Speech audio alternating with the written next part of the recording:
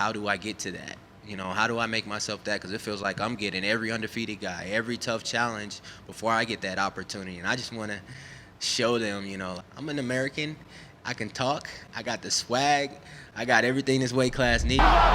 With Kaya Sakura getting a title shot in his debut, we may be overlooking some gems in the flyweight division. After a very dismal record of 2-4 and with a 3-loss streak, it looked like the UFC was about to cut him if he lost one more time. Yes, I'm talking about Charles Johnson. But just recently, he became ranked, and he also just stated at the intro he was getting thrown undefeated fighters and came out on top. And now, with a 4-fight win streak, not to mention his name is Charles. We might be seeing something here.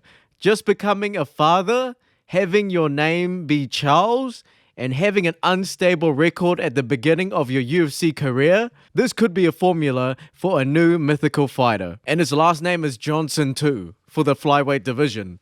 Damn. Seems like she agrees. She thinks top 10 probably for you.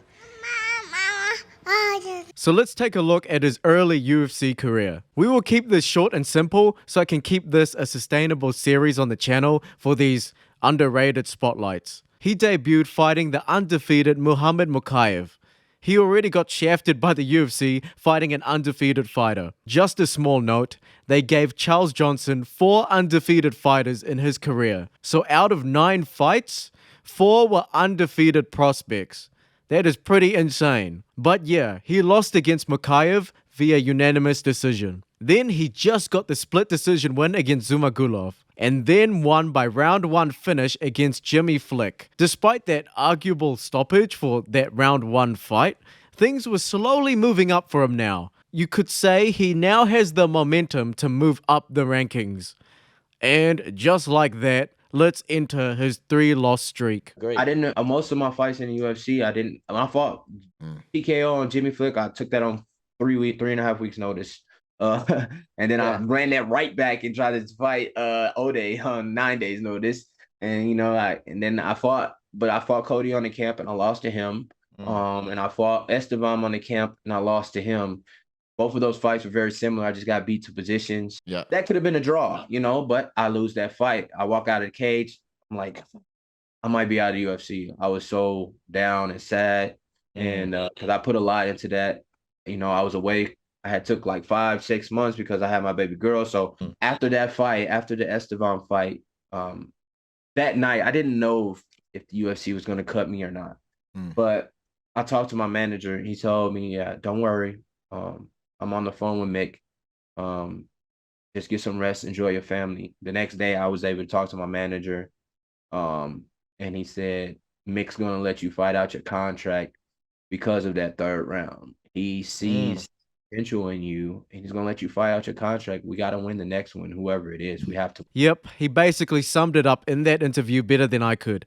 It was a bad time for him. And it was only getting worse because he was thrown against Azat Maksum next, an undefeated fighter making his debut from Kazakhstan as well. So, the matchmakers wanted Charles Johnson out if he lost that fight, and coming in as a moderate underdog as well. Charles cannot mess this one up. Just 20 seconds into the fight, and he gets dropped, and halfway into the round, gets knocked down again. Well, if it wasn't for that fence, of course. Luckily, Johnson pulled through, winning the 2nd round and the 3rd round.